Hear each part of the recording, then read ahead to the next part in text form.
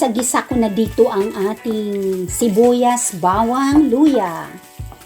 Sabay-sabay na yan dyan sa ating kawali. Magluluto ang Reyna King Ngangabil ngayon ng fresh na papo beans. Ayan, kung tawagin dito ay papo. Sa Pilipinas naman, kung tawagin ay Baguio beans. Okay, pero syempre naiibang Baguio beans ito kasi ito ay imported galing sa ibang bansa na nag-grow doon ng mga beans. Dito winter, hindi tayo makapag-grow ng ating mga tanim ngayon kasi takip sila sa snow. So yan ang ating luya, bawang, bango at sibuyas. Okay. So at ilalagay na natin ang ating fresh na beans. Ayan. Fresh na fresh yan. Binili sa supermarket. Yan, at palalambutin natin dyan sa ating kawali. Pagkatapos ilalagay natin ang ating chicken. Chicken actually na gisa ko na rin. Okay, ayan. Palambutin natin dyan. At ilalagyan syempre natin ng chicken cube. Ayan. Ayan ang ating chicken cube. Nakapagsaing na rin ako ng kanin. Ayan. Dalawa siguro yung ilalagay natin na chicken cubes para magpalasa siya ng bonggang-bongga. Ayan. Ito ang aming dinner ngayon kasi napagod na ako sa live. Okay, ayan siya. Palalambutin natin dito sa ating healthy butter, sibuyas, bawang, luya, at chicken cube. Ayan. Palambutin natin dyan hanggang mag-melts yan. Takpan natin. Mag-melts yung ating chicken cube dyan. Ayan. At takpan natin siya. Tapos ilalagay natin yung ating chicken.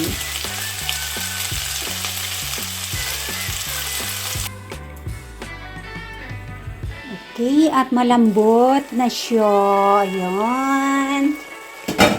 Shout out sa aking mga palanggingging dyan. Ayan, malambot na siya, oh. At very sticky na yung kanyang gravy. Ayan. Wow, look guys. Fresh na fresh, no? Ayan. At ilalagay na natin ang ating chicken. Actually, yung chicken, naluto ko na yan kanina. Nagisa na yan. Ayan. Yan ang ating ilalagay dyan. Sa ating hapunan ngayon. At nakapagsaing na din tayo ng ating jasmine rice na mabango. Ayan, malapit na. Luto na ito actually. Kasi mabilis lang naman. At syempre ilalagay natin yung tatlong kulay ng paprika. Orange, yellow, at saka kulay pula. Para makulay ang buhay. Kapag tayo ay kumakain ng makukulay na mga gulay at makukulay na mga fruits, dahil yan ay maraming mga vitamin C, vitamins A, vitamins D, kasi dito walang araw. Kapag ganitong winter, kaya kailangan natin kumain ng may kulay, mga yellow. Ayan. So, konting lang ito para hindi overcook yung ating Baguio beans at saka yung ating paprika.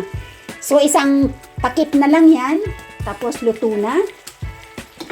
At tayo ay malapit nang kumain. So, ganyan lang ang pagluluto. Very easy. At ganyan din lang sila. Kakain ng ng ganyan na luto. Walang buto. Walang tinik. Yan.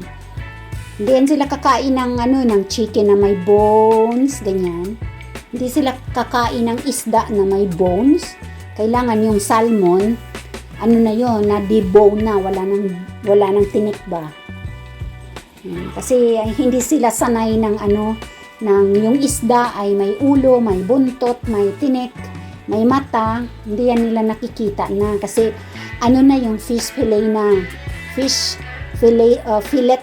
Yung ano na, yung talagang laman na lang yung natitira na, nakikita nila sa ano, sa mga fresh na supermarket. Ganon din sa chicken, sa ano, sa beef, lahat puro laman na lang yung makikita. Kaya hindi sila sanay na ano, minsan nga sinasabihan ko yan, naku, yung mata ng isda sa isla namin, sinisip-sip ko yan, it's my favorite.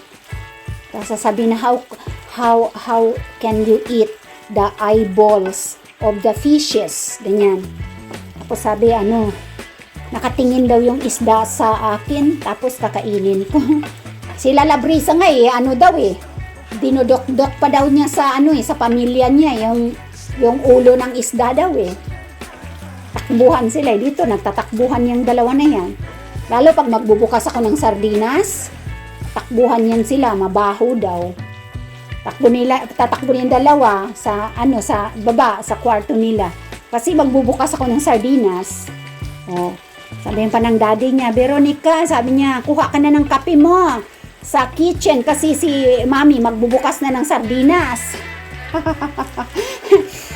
Panakot, sardinas magbukas. Pero pag ganitong luto, ayan, kakain yan sila. Hindi yan kakain ng adobo kasi very strong yung flavors daw. Siyempre may langgaw, 'di ba? May suka. Ayaw nila. Tinola, ayaw nila. Hindi yan sila kakain kasi may pag magtinola ako para sa sarili ko lang or para sa kung may pupunta dito na kababayan ko sa bahay. So magluluto ako ng chicken wings na may hita, tapos may buto. So hindi yan sila kakain. Siyempre yung sa kanila iba yung lulutuin ko. Kami lang yung kakain ng ng kababayan ko, siyempre. Ayan. Luto na yan. Tapos ano pa bang paksiw, hindi yan sila kakain kasi very strong flavor. Kasi lang sila, very light lang ang flavor ng kanilang pagkain dito. So yan na palang din Oh my God! Kakain na tayo. Luto na yan. Na natin yung apoy. Kasi yung chicken, naluto ko na yan kanina pa Sa kawali din na yan. Ayan. Wow! Malapit tayong kakain pa lang din yun. Nagutom na ako. Okay. Tapos may kanin na tayo. I-off ko na yung apoy. Para hindi na siya tuluyang tuyot yung kanyang gravy. So, okay na, ganun lang. Walang asin na. Nilagyan ko na ng paminta kanina yung chicken habang ginisa ko siya sa olive oil. Tapos yung dalawang chicken cubes, ay ito yun yung pampalasa niya. Wala na akong idadagdag dyan. Ganyan lang dito palangga. Simple lang ang pagluluto. Okay, so tapos kakain na tayo. Ayan, at ang ating kanin naman ay ready na rin. So malapit na tayong kumain, mga palangging-ging. Kayo dyan, shout out sa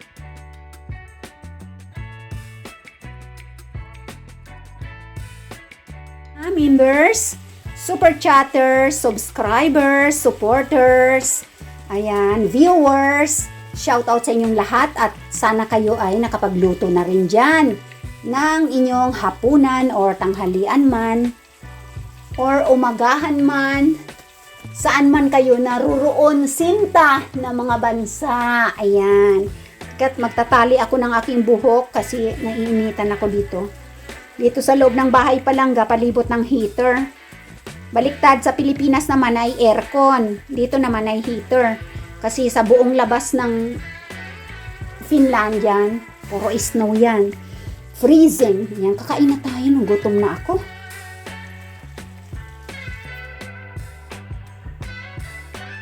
Ayan, kakain na tayo mga palangging-ging. Gutom na ako. So, ayan. At mainit-init pa yung ating jasmine rice.